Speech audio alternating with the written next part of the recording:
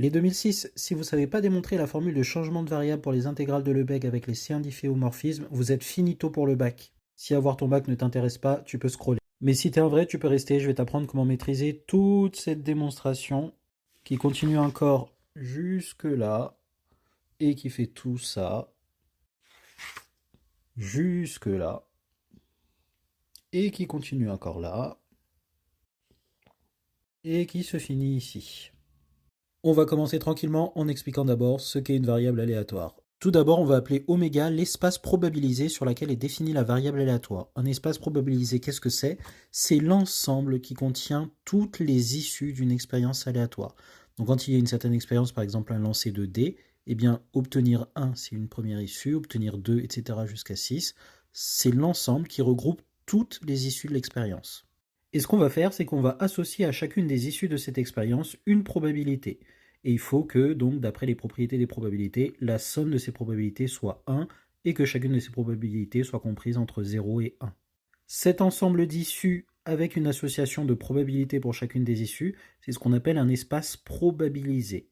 Petite parenthèse pour les L3 qui écoutent, un espace probabilisé, c'est un ensemble qui n'est pas nécessairement fini, contrairement au lycée, qui est muni d'une tribu, c'est-à-dire un ensemble de sous-ensembles de oméga. Dans le cas où l'ensemble oméga est fini, par défaut, la tribu qu'on considère, c'est l'ensemble de toutes les parties. C'est pour ça qu'au lycée, on ne fait pas mention de la tribu pour construire l'espace probabilisé, puisque par défaut, tous les sous-ensembles d'oméga sont des événements. Mais ce n'est pas nécessairement le cas, et les événements, ce sont justement les ensembles qui appartiennent à la tribu. Et ensuite, sur cette tribu, on définit une application qui va être la mesure, la probabilité, qui associe à chaque sous-ensemble qui est dans la tribu une certaine valeur dans 0,1, vérifiant certaines propriétés caractéristiques des probabilités.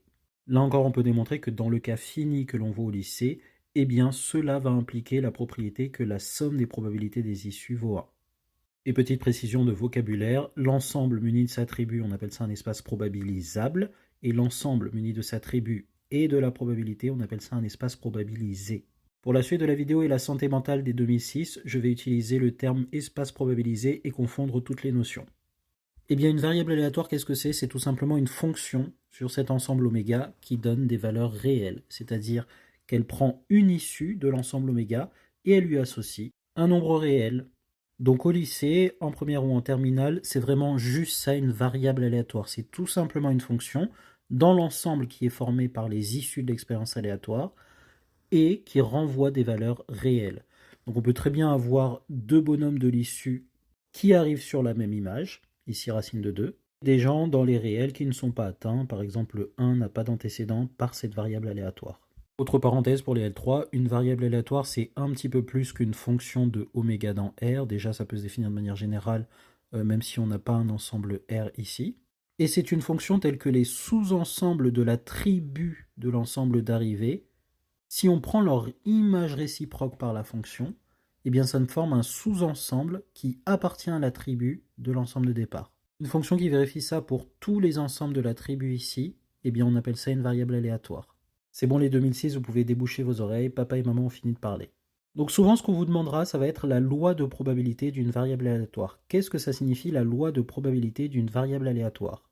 Vous allez prendre votre variable aléatoire et vous allez lister toutes les valeurs qui sont dans son image, c'est-à-dire toutes les images possibles qu'elle peut avoir, et vous allez essayer de trouver avec quelle probabilité cette valeur peut sortir.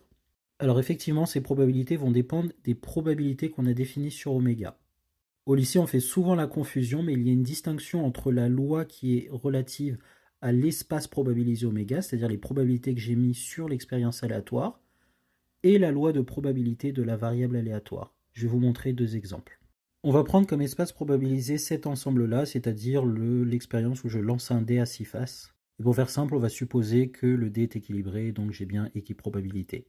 Je définis la variable aléatoire comme étant la fonction qui a cet ensemble associe cet ensemble, et les images sont celles-ci.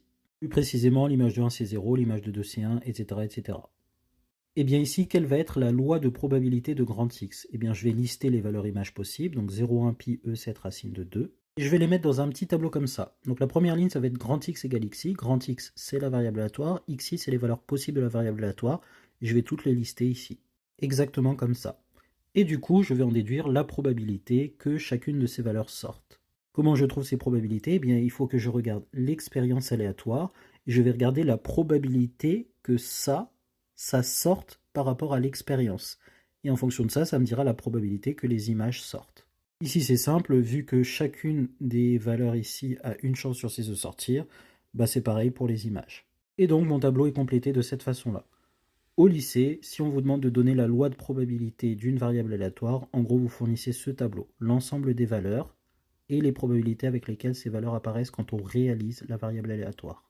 Maintenant, sur le même espace probabilisé, je vais considérer une autre variable aléatoire, que je vais appeler grand Y, et dont les images sont définies de cette façon. L'image de 1 c'est pi, l'image de 2 c'est pi, etc., etc. Quelle va être la loi de probabilité de ma variable aléatoire grand Y?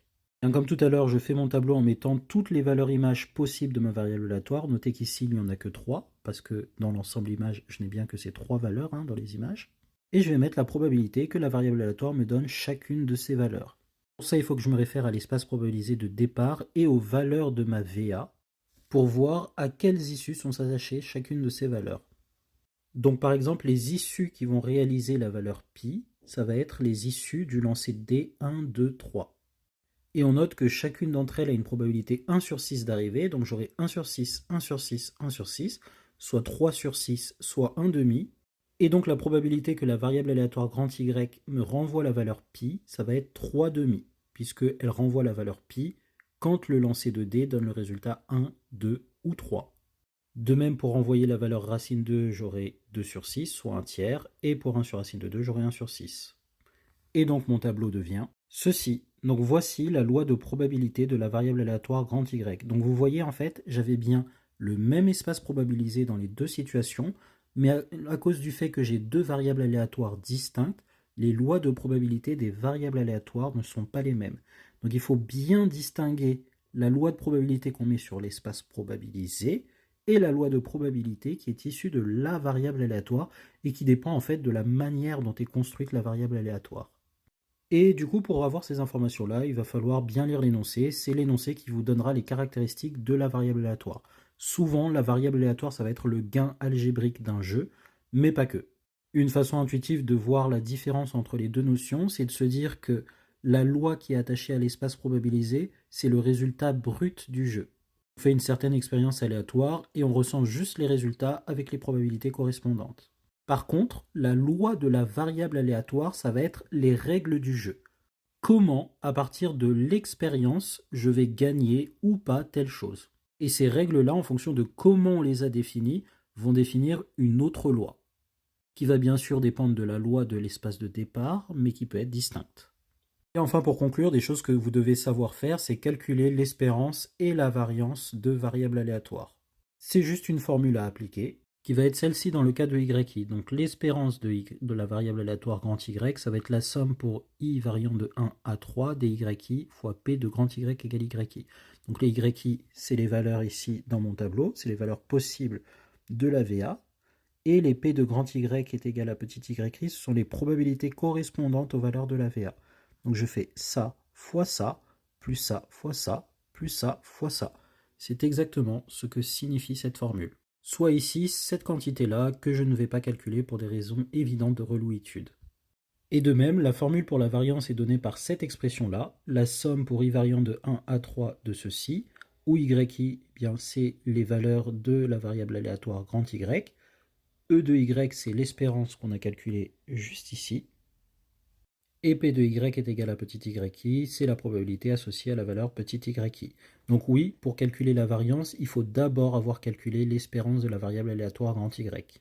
Ne vous faites pas avoir, vous avez la valeur yi moins l'espérance au carré, dans la parenthèse, si vous le faites à la calculatrice, et tout ça multiplié par la probabilité. Une autre façon de calculer la variance est d'utiliser cette formule, donc vous faites la somme, et vous faites juste yi carré fois la probabilité, et vous faites toute cette somme, et vous retirez à tout ce résultat-là l'espérance au carré. Ça s'appelle la formule de Koenig-Huygens. Donc un calcul de variance, en général, c'est assez calculatoire, mais ça se fait, il y a simplement une formule à appliquer, vous ne trompez pas sur la formule, s'il vous plaît.